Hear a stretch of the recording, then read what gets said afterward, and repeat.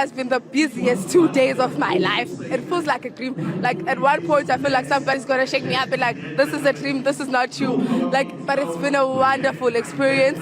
Shaking hands with the minister, shaking hands with the MECs. I feel like I'm one of the spotlights. Flashing lights, even though I'm on camera now, so it's exciting.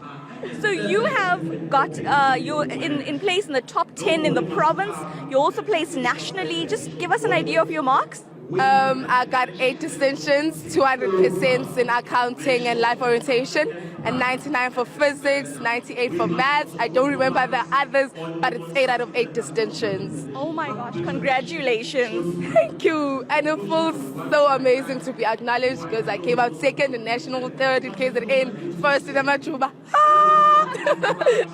You are just energy. When you went on stage, you were making poses. Tell us about, what was going through your mind. I was making poses so my people know that I'm thinking of them, that this, guys, I'm representing you. This is all us. I couldn't do it all alone. Teachers, parents, guys, thank you so much. Where to from here for you? I'm going to UCT, best university in the continent. I'm going to pursue a career in medicine so I can specialize in oncology.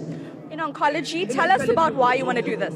I want to be the first person to develop a cure for cancer because a wise man said, live a life where your name will be said in the same breath as the Mona Lisa, which really means do something legendary that people will never forget about it.